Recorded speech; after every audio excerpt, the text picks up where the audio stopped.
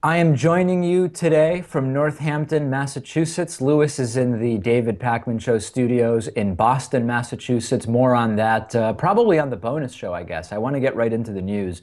You might not have heard over the weekend that Bernie Sanders won several primaries and that the race between him and Hillary Clinton is by no means done. I mean, every time I turned on corporate media over the weekend, it was either Hillary Clinton speaking, the discussions about the states she won, but not the ones that Bernie Sanders won. So let's take a look at what actually happened over the weekend. First of all, in terms of the primaries, we had a Kansas win for Bernie Sanders, 68 to 32, and we had a Nebraska win for Bernie Sanders, 57 to 43. In Louisiana, Hillary Clinton trounced Bernie Sanders, 71 to 23, and in Maine, a 2-1 victory for Hillary Clinton, 64 to 36. So over the weekend, Bernie won 2, Hillary won 2. So where do they stand in terms of delegates? Remembering that these are all states with proportional delegate allocation.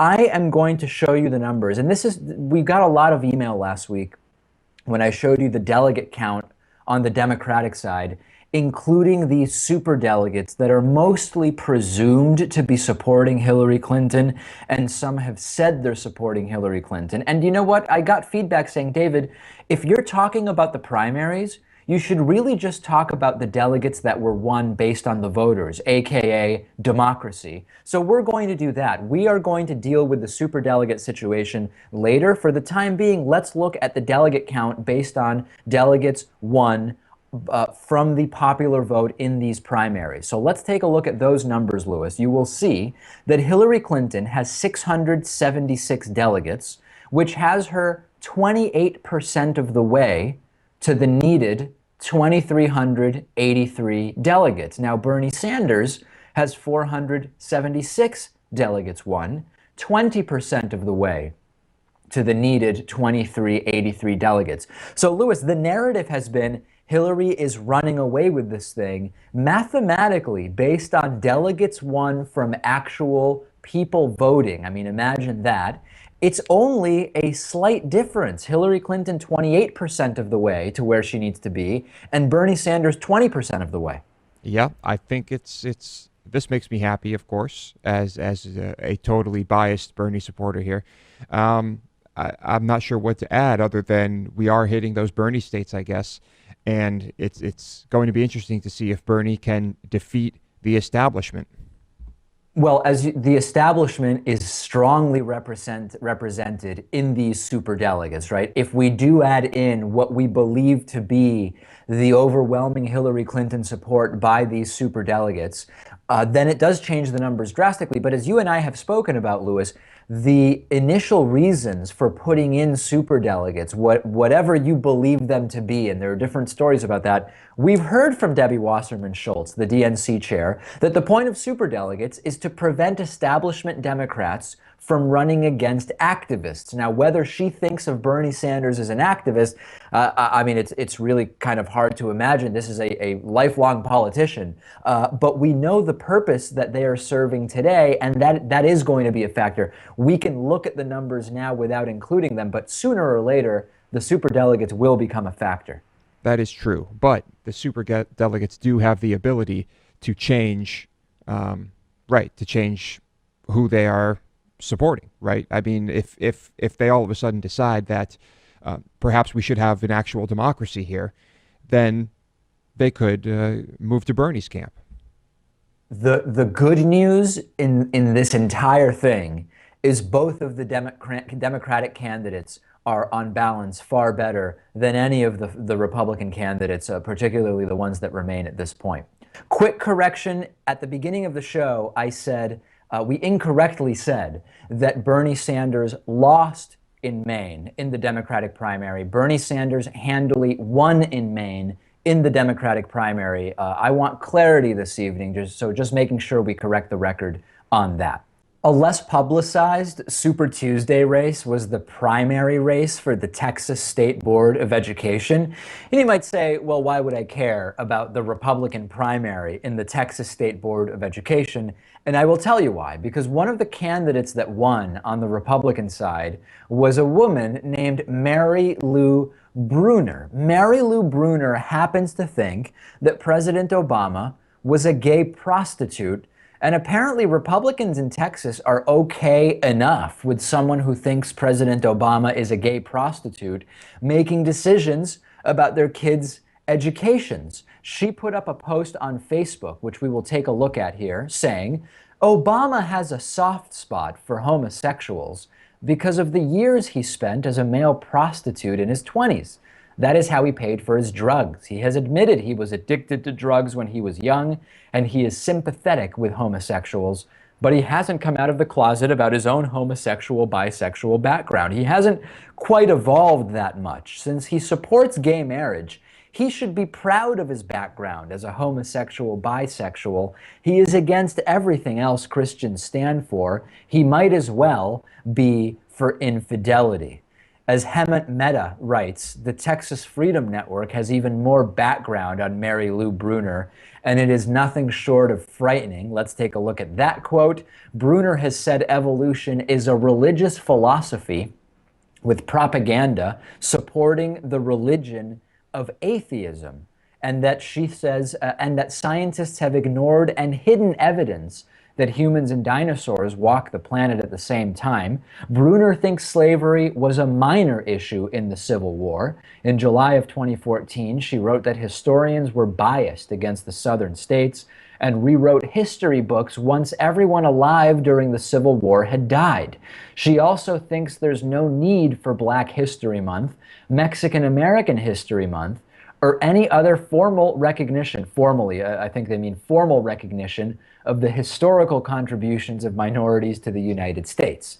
Also, why does President Obama support LGBT equality? Because the president is gay himself. The most shocking thing, Lewis, isn't that people with these ideas exist. I mean, we've been interviewing people with these types of ideas for years on the program. The shocking thing is that she has defeated her Republican rivals by a pretty wide margin. She didn't end up getting 50% of the vote, so there's going to be a runoff with the second place candidate in May. But Republicans seem to be supporting this lunatic. This is an utter laughingstock. This is how you would parody what is happening with the Texas Board of Education. But this is an unfortunate and very real situation that we're dealing with. Yeah, I think if I, as we say, were to accidentally have a kid and that kid were going to school, a public school in Texas, and this woman were to make the board, Dave, I think I would have to withdraw my child from Texas altogether. How could you not? This would push you to homeschooling, which is not something you would otherwise be thrilled to do. If I told you that the Texas Republicans want a woman who thinks Obama was a gay prostitute on their board of education, you might assume it was a Saturday Night Live skit, but then you might actually remember how the Texas Board of Education has gone a long way to ruining textbooks for the entire country with their boneheaded anti-science decisions. And unfortunately, some of the ideas of Mary Lou Bruner, I mean, the Obama was a gay prostitute thing, fine. That's not really part of the Texas Board of Education. But the anti-science stuff has been the calling card of the Texas Board of Education for years, and we've been covering it for years as well. Yeah, it doesn't seem to me that many of these people actually care about, I would say, about education. I mean, they just believe that their views should be forced upon kids. Well, I guess that's their view of education. That's what they call it. That's not what I call it. No, certainly not what anybody who is aware of science would call education. No doubt about that. As if the Republican race weren't stranger than fiction already, at a rally in Orlando, Florida, Donald Trump asked his supporters to raise their right hands and take a pledge that they would vote for him. Now, this is sort of weird enough in and of itself, right? Going to a rally and telling your own supporters to raise their hands to almost like a pledge of allegiance that they're going to pledge to vote for you. But here's where it gets even weirder. half the crowd apparently decided to raise their right hands in a way that's very different than how you might have raised your right hand in school when you wanted to be called on. They did it by sort of pointing their hands forward in a way eerily reminiscent of the Nazi salute. I have some video of this weird moment for you. Let's take a look at it, Louis, and listen as well. Everybody here, who likes me in this room?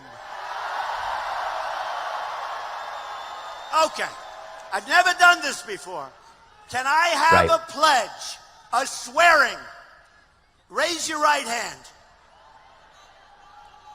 I do solemnly swear that I, no matter how I feel, no matter what the conditions, if there's hurricanes or whatever,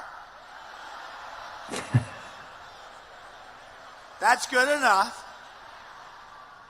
will vote on or before the 12th for Donald J. Trump for president. Yeah. Thank you. Okay. It's funnier. Yeah, go ahead, Louis. No, I was just going to say it's quite a scene.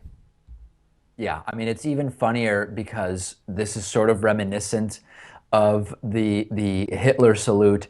It's also ironic because Trump has the endorsement of all sorts of white supremacists. At the same time, his own daughter converted to Judaism. But at the same time, David Duke and Louis Farrakhan, two of the most notorious anti-Semites of the last 30 years, have endorsed Trump. It's just all so weird. And even the idea, Louis, of telling all of your supporters to raise their right hand, it's incredibly bizarre, isn't it? Yeah, well, that's what you do when you pledge allegiance to the flag and pledge, you swear to tell the whole truth and nothing but the truth. And so, yeah, I just find it very strange that people would instead do the Nazi salute as if they've never seen what it looks like when someone is taking a pledge, right? Trump's, absolutely. I mean, Trump's rallies have become very transactional, where he just reads polling data and he has people hold up their hands and take an oath to support him, almost like they're being sworn in to give testimony in a court of law. These are very, very transactional rallies that Trump is giving, yet it doesn't seem to be helping his support. Send me your thoughts on this. I'm on Twitter at @dpakman. Louis is on Twitter at @LouisMotamedy. Okay, I have some interesting videos to play for you. Let's start with Bernie Sanders. At a rally in Michigan yesterday, presidential candidate Bernie Sanders had a lot to say about marijuana. A lot of it was predictable and expected, but in his speech, he openly admitted to having smoked marijuana. He went into detail, saying he tried smoking pot twice in his life and that it made him cough a lot. Let's listen to Bernie commenting about his marijuana experiences. Everybody here knows, I know, that heroin is a killer drug, and we got to stay away from heroin, and we got to do everything that we can to make sure our kids do not get addicted to heroin. We also know, and people can argue with us till the cows come home and scientists dispute it, marijuana is not heroin.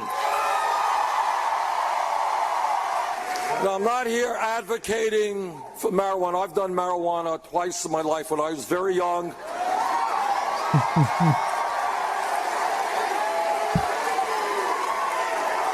And what it did for me is it made me cough a lot. That was my response. But I gather other people have had different experiences. I don't know. Marijuana is listed as a Schedule I drug alongside of heroin. I agree. And that is why I believe we should take marijuana out of the federal control. Okay, so let's break this down piece by piece, Louis. First of all, the admission that he smoked marijuana twice. I mean, what you're supposed to say is, you know, I did it once and I didn't inhale and it gave me a headache and, you know, it's bad. This would have been a huge controversy years ago, and it still is to some people, but it's not to nearly as many people, right? I mean, who really cares? Is it? And the question I have for you is this not a big deal, broadly speaking, because it's Bernie and everybody sees him as a sort of hippie from Brooklyn and Vermont or whatever? Or is it not a big deal because just attitudes have changed drastically about marijuana? Attitudes have changed drastically, and not just attitudes. People aren't afraid to lie about it anymore. They're not afraid to lie about it. Yes, about how their attitude towards marijuana, because as we know, there have been many hypocrites out there who use it and condemn it at the same time. Oh, I see what you're saying. Okay, yes. And so certainly this is not an issue for anyone who is going to vote for someone with a D next to their name. Right. Yeah, no, that's a fair point. And the real issue is the latter part of what Bernie talks about, right? The scheduling of marijuana as a Schedule I drug being used to put people, disproportionately non-white people, in prison. According to the DEA's website, Schedule I drugs are, quote, defined as drugs with no currently accepted medical use and a high potential for abuse. Schedule I drugs are the most dangerous drugs of all the drug schedules with potentially severe psychological or physical dependence. Who really believes that marijuana fits in that category, right? As you know, Louis, I think smoking anything is bad for you, right? The act of smoking anything, even if you're smoking banana peels or whatever, right? I mean, the smoking is bad for your lungs. But how can anyone say that marijuana is in the same category as heroin? And how can anyone say marijuana fits that definition of a Schedule I drug? Well, yes, I agree. Don't inhale smoke. But you can eat this stuff. You can consume oils. Of course. You can vaporize any number of ways. And the benefits, Dave, are incredible. The stuff we are learning now about the medical applications of everything that is contained in pot is really incredible. It amazes me how American politicians seem to be not only scared of having a history of drug use, but also scared of even saying that, hey, science actually knows quite a bit about both THC and the cannabinoids in marijuana. We know so much about what's going on, and there clearly are medicinal uses here. The extent to which we're going to be able to exploit these, whether marijuana is some kind of miracle drug or just another tool that we should have in our sort of satchel, for lack of a better proverbial term, that is sort of a debate that we can have. But shying away from saying there are obviously huge potential benefits here, some we've already seen on a smaller scale, it seems completely disconnected from reality. Mm-hmm. And, Bernie's not going to convince conservatives by saying this type of thing. No. I think many of those conservatives believe that anyone who is using this stuff should be in prison. Right, especially if you're not white. Yeah, but what is going to speak to conservatives and Republicans is the financial aspect of this. Do you think so? And the revenue that their states can bring in by legalizing this stuff. I know, but here's the thing. When we talk, you would think that when you sit down a conservative, if they're against something, you could say, hold on a second, think of the money. And all of a sudden they go, oh, you know what? That makes sense. We've seen with issues of healthcare, health insurance, they don't seem to care that it's more expensive to have uninsured people who use the emergency room as their doctor's office, right? The financial argument doesn't seem to matter because of the morality that if you can't afford healthcare, you don't deserve to have it, and therefore you don't deserve to have treatment. That seems to hugely supersede the financial element. I know a lot of these liberal ideas are financially very, very conservative, but the conservatives don't seem to care. Well, I think what you're going to see as more states legalize this stuff is powerhouse companies like the big tobacco companies. I believe they are going to start lobbying for the legalization of recreational use because they have the most to gain, and their lobbying power, as we know, is incredible. We will follow it, you know that. I have some stunning Democratic primary election results from last night for you. Bernie Sanders was down an average of about 21% in Michigan primary polls going into last night's primaries, and he won Michigan. Let's take a look at the results. The March 8th Democratic primaries in Michigan, Bernie Sanders defeating Hillary Clinton 49.9 to 48-2. A small win, but one that is huge when you consider that just about every poll had him down 20 points to Hillary Clinton. Mississippi, Hillary Clinton handily trouncing Bernie Sanders 83-17. A big win there, albeit for fewer delegates in Mississippi, Louis. What was your thought about this? I mean, Michigan, we generally speaking, Bernie Sanders has overperformed polls slightly in some states.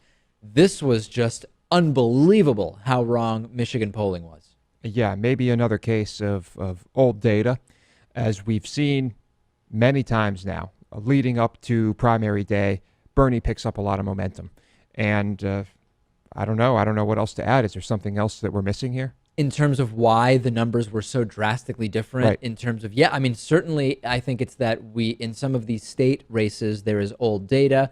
I think also it's possible that the momentum that Bernie Sanders has seen from getting some wins over the last week has influenced people or maybe increased voter turnout in a way that would not be represented based on a likely voter model that a particular poll uses. When you bring more people out to the polls, people who would not necessarily be considered likely voters, that can give you very different actual election results when compared to polling results. But the real question becomes, where do we stand on the delegates? And the question also, Louis, do we include superdelegates or not? Either way, we get yelled at. When I include superdelegates in my delegate count, people say, David, you shouldn't be talking about that. You should be focusing on the number of delegates that Bernie and Hillary have respectively secured based on the ballot. But then when we don't include superdelegates, people write in and say, David, you can not include the superdelegates, but the superdelegates still exist. So let's do both. First, I will show you the data without including superdelegates. As of today, without including superdelegates, Hillary Clinton has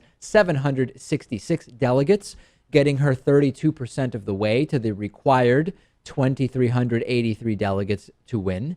Bernie Sanders, 549 delegates, has him 23% of the way to goal. Louis, when you look at these numbers without the superdelegates, this is still a very close race. Big time. Yeah, no question about it. Bernie is right there. And, looking ahead, Bernie's very popular in many of these states. So things are looking good for Bernie right now, if we just look at that. Let's add in the superdelegate data. And I want to be clear here. This is not just superdelegates for Hillary Clinton. Hillary Clinton is expected to get the overwhelming majority of the superdelegates as of right now, but this also is crediting Bernie Sanders with some 23 or so superdelegates. Once you include that data, Hillary Clinton is over 50% of the way to the required 2,383 delegates needed to win, with over 1,200 delegates and Bernie Sanders at 572. If you include superdelegates, Hillary Clinton currently is doubling Bernie Sanders in terms of the delegate count. The sort of caveat to this conversation of whether we should or shouldn't include the superdelegates is the idea that if Bernie Sanders really were to surge in the actual voting numbers and start winning 60 or 65% of the remaining voted delegates, that superdelegates, many anyway, would come over to him eventually. That is a possibility. We don't know that. They certainly would not be obligated to do that. So what becomes important now is Tuesday, March 15th. Florida, Illinois, Missouri, North Carolina, and Ohio. I will say again, most of the state polls in those states don't look particularly good for Bernie Sanders, but the polls looked pretty bad in Michigan, Louis, and he did end up winning. So I think that at least 6 days remain in this race. Whether 7 or 8 days remain, I don't know. After next Tuesday's elections, we're going to know a lot more. I think there will be at least 2 surprises in the days to come. All right. You've heard it from Louis. We will follow it. The anti-vaccine, anti-science movement really knows no limits, and the connections to religion are hard to miss in many cases. 2 Mormon parents are now accused of letting their toddler son die from meningitis because they tried to treat him with a bunch of home remedies, including one using maple syrup instead of actual medicine. This is David and Colette Steffen. They've pleaded not guilty to charges that they failed to provide the necessities of life to their 19-year-old son, Ezekiel, according to CBC News. Prosecutors in Alberta, Canada, say the couple didn't call an ambulance until the boy stopped breathing and instead fed him supplements with an eyedropper and lay down next to him. Colette Steffen, 35 years old, told police that a friend told the couple, listen, your kid has meningitis. This is inflammation caused by an infection of the fluid surrounding the brain and spinal cord. She said in response to that, they tried to boost their son's immune system by feeding him with olive leaf extract, whey protein, water with maple syrup, and juice with frozen berries. This went on for 2 weeks. They tried a mixture of apple cider vinegar, horseradish root, hot peppers, onion, garlic, and ginger root. And obviously, none of these things helped Louis. The kid was airlifted to a hospital. Doctors removed him from life support after 5 days because at this point, it was bad. It had just gotten beyond recovery. Of course, David Steffen says he believes he's being prosecuted by the government because they are being, the idea is to force them to vaccinate. Because in addition, obviously, to not treating with actual medicine, they're also anti-vaccine parents. He argues no evidence shows that Ezekiel's death would have been prevented if he had been given a particular vaccine. This is not even the issue, right? I mean, the issue is you spent 2 weeks feeding your kid maple syrup out of an eyedropper instead of actually bringing him to a hospital for medical attention. This is becoming increasingly common, and we've talked with activists in Oregon who are working to stop this. It's a problem in Canada, and I still get emails from people, Louis, saying big pharma is bad, period, right? And we know about the elements of big pharma that are bad, but big pharma also does cure millions and millions of people of real conditions. We get emails from people saying, David, you don't understand the vaccine conspiracies that are going on. That's right. We don't understand them. You're absolutely right about that. Yeah, ignorance is the problem here. And there's a difference between ignorance and stupidity. Yeah. So what is the case with these people? I don't know. Maybe both, but very ignorant people. And I say, take the children away from these parents.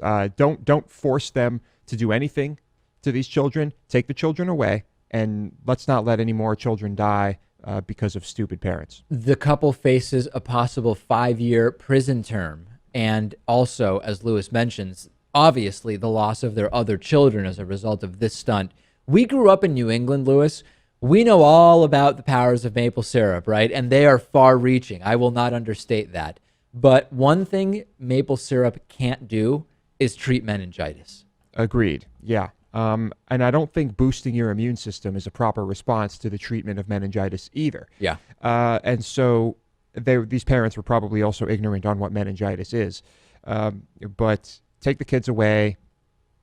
Get them out of there, Dave. These people should not have children. I don't understand how you're even able to sleep one night keeping your kid at home and eye-dropping maple syrup into their mouth when something is clearly very wrong here, right? I mean, it has to be a certain level of ignorance and delusion where you say, the right thing when my kid is laying down, increasingly stiff as a board, is to use an eyedropper to put maple syrup in his mouth. Yeah, well, it's that's why in this case I think it's a combination of ignorance and stupidity.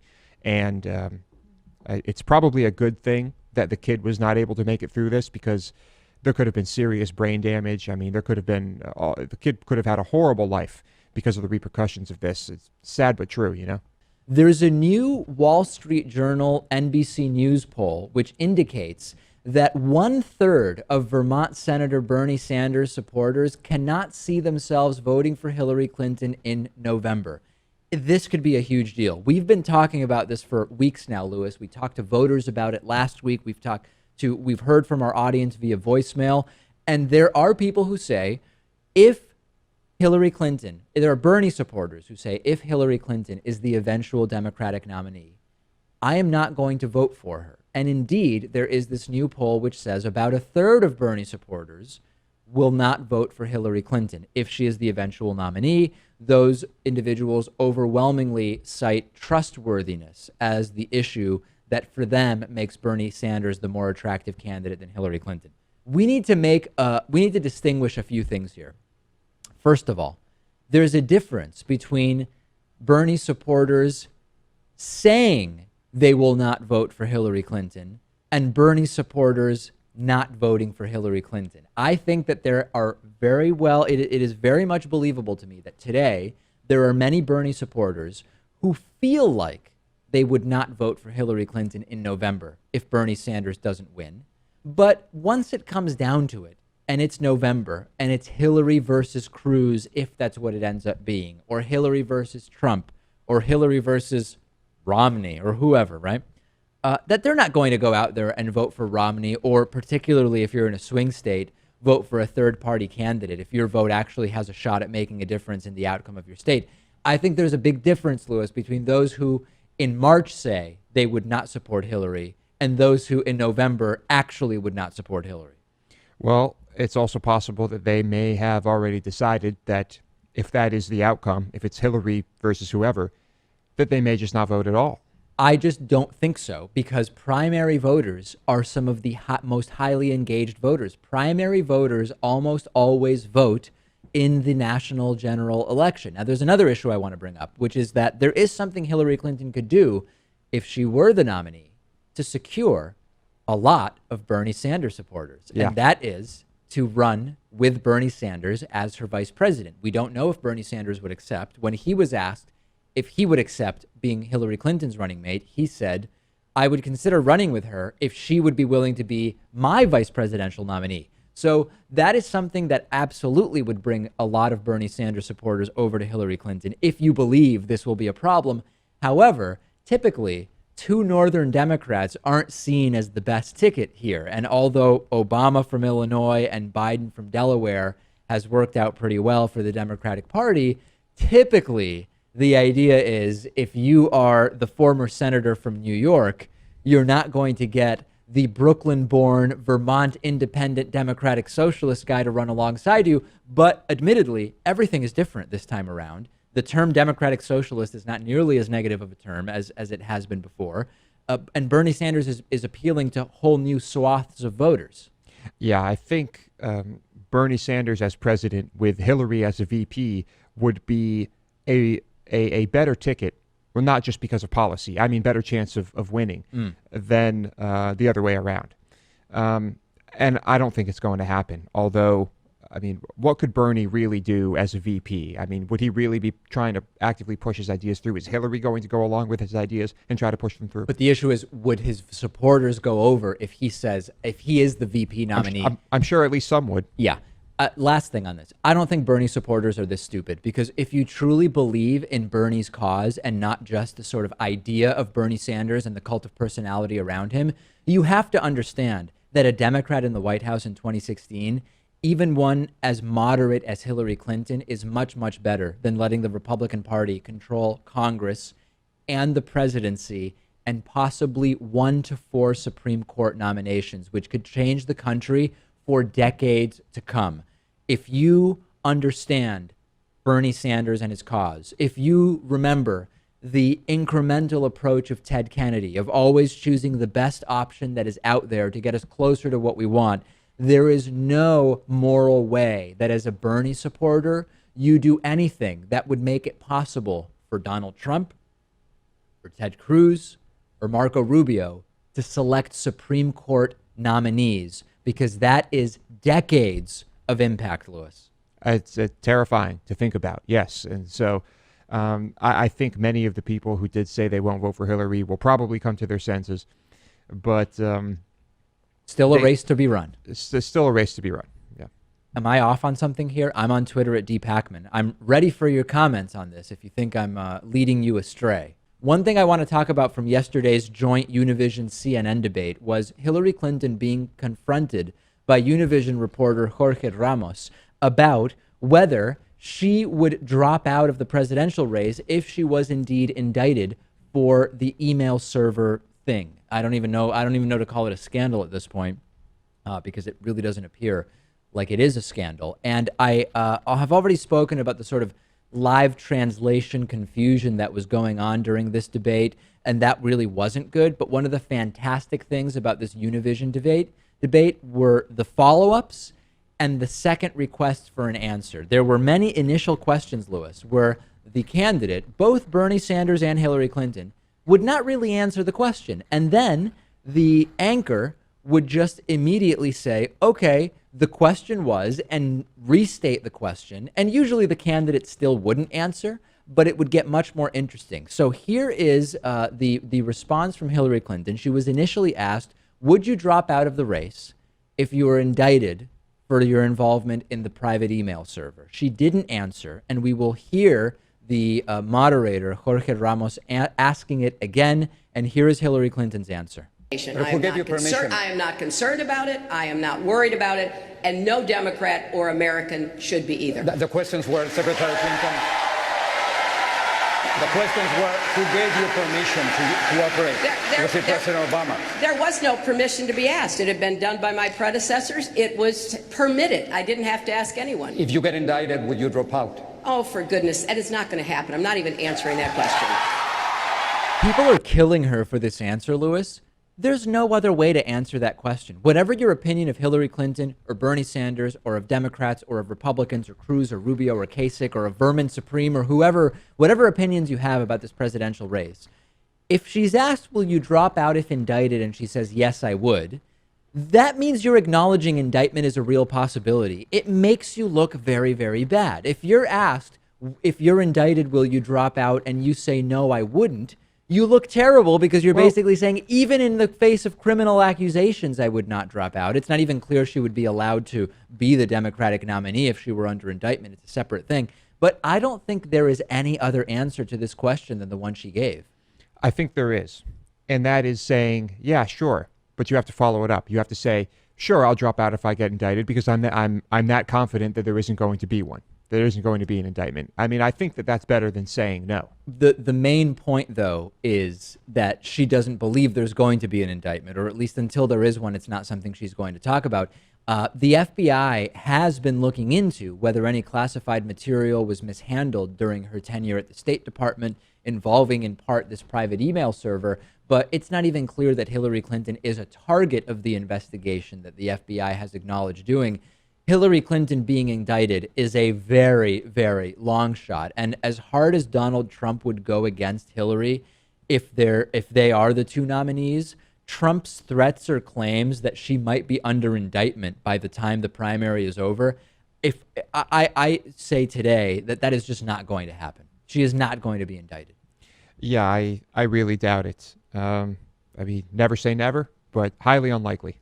I think it was absolutely the right answer in the context of the debate. I'm not going to answer because it's not going to happen. Send me your thoughts on that. Was there a better answer? And please try to separate yourself from any specific opinions for or against Hillary or Bernie or whatever. Was there really any other answer to the question? I think the criticisms of Hillary for that answer are absolutely off base.